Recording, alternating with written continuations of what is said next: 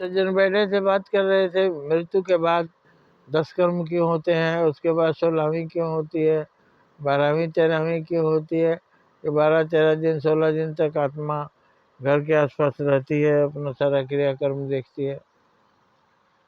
चलिए, ऐसा लोगों ने कहा।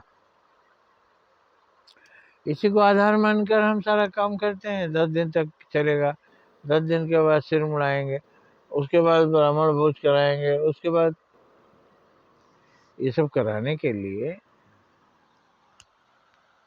आपको पंडित जी कहते हैं। ये सब कराने के लिए अगर आपके पास गरीब आदमी को भी कराना पड़ता है।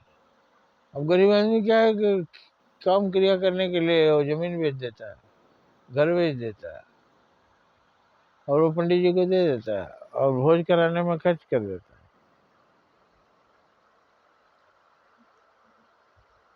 क्या सचमुच 16 दिन तक आत्मा रहती है?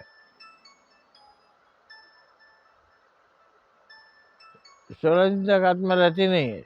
16 दिन तक आपको गम भुलाने के लिए सब अनुष्ठानों में व्यस्त रखा जाता है, और अंत में आप पैसे से और शरीर से इतना थक जाते हैं कि आपको संतोष हो जाता है कि जाने दीजिए, चले गए, उनके लिए हम जो कर सकते थे किए।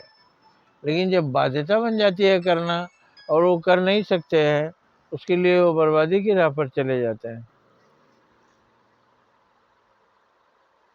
उतने लोगों को भोज कराओ, गांव भर को खिलाओ, पंडित जी को बर्तन भाड़ा, खटिया मचिया गद्दा रजाई सब दो, ये सब उस गरीब से खर्चा करवा के पंडित जी ले जाते हैं और गांव वालों को खिला देते हैं। उसके बाद उस गरीब को कोई पूछने नहीं जाता कि वो कितना रोता है रात दिन, घर में कुछ नहीं रह गया, नए ढंग से परिश्रम करता है। अरे बड़े बड़े सेठों, संपत्ति वालों को, बड़े बड़े लोगों के यहाँ ये सब होता है, फिर उन पर कुछ नहीं फर्क पड़ता। तो वो कर सकते हैं तो खिलाए भाई, पूरे शहर को खिलाए। लेकिन आप नहीं कर सकते हैं तो आपको क्यों जबरदस्ती करवाए? 10 कर्म कीजिए, साधारण ढंग से कर दीजिए। पंडित जी को जरूरी है, बिना लिए वो नहीं करने देंगे, नहीं आके आपको समय देंगे, ठीक है, उनसे करवा दीजिए। उसके बाद भोज जो है ना, वो अपना बजट देखिए, आपके पास है तो खिलाइए, नहीं तो आप अपने मोहल्ले वालों को खिलाकर बंद कीजिए। पूजा, ध्यान, अगरबत्ती